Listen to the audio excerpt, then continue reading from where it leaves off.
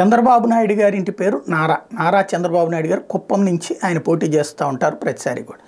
అయితే ఆయన పేరుతో ఇప్పుడు తాజాగా నరసరావుపేటలో ఇద్దరు ఉన్నారు. నూతన ఓటర్ల జాబితా 2024 పల్నాడు జిల్లా కేంద్రమైన నరసరావుపేటలో చంద్రబాబు నారా పేరుతో 2 ఓట్లు నమోదయ్యాయి. అధికారులు అలవమాలి నిర్లక్ష్యమేందుకు కారణం పట్టణంలోని రామిరెడ్డి పురపాలక ప్రాథమిక పాఠశాల 145 పోలింగ్ కేంద్రం జాబితాలో క్రమసంఖ్య 134 చంద్రబాబు నారా పేరుతో ఓటు ఉంది. అందులో పేర్కొన్న ఇంటి నెంబర్లో ఆ పేరున్న వ్యక్తి లేరు.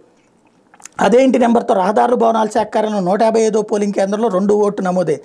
రెండింట్లోనూ ఒకరి ఫోటోనే ఉంది. న్యూస్ టుడే ఆరా తీస్తే ఆ 2 ఓట్లు ఎలా నమోదయ్యో తమకు తెలియదని ఇంటి యజమాని చెప్పారన్నటువంటిది ఈనాడు హైలైట్ చేసింది. చాలా మంచి వార్త.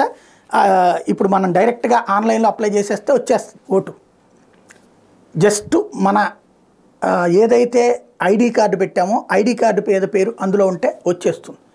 ఇక్కడ ఈ క్రాస్ చెకింగ్ మెకానిజం అనేటువంటిది సిస్టంలో లేకపోవడమే అతిపెద్దదైనటువంటి లోపం. అందుకే తీవ్రవాదులు కూడా ముందు అట్లా ఓటర్ ఐడి కార్డు తీసుకుని ఈ ఓటర్ ఐడి కార్డు ద్వారా పాస్పోర్టులు సంపాదించేసి ఆ పాస్పోర్టుల ద్వారా దేశంలో ఆధార్ కార్డులు సంపాదించేసి ఇక్కడ స్థిరపడిపోతున్నటువంటి ఉగ్రవాదుల విషయాలు చూస్తున్నప్పుడు ఇదిగో ఎన్నికలకు కనుక మనం సరైనటువంటి విధానాన్ని అవలంబించకపోతే ఓటర్ ఐడి కార్డు అన్నటువంటి దాన్ని కనుక ఒక సిస్టమేటిక్గా సెట్ చేయకపోతే భవిష్యత్ చాలా ప్రమాదం.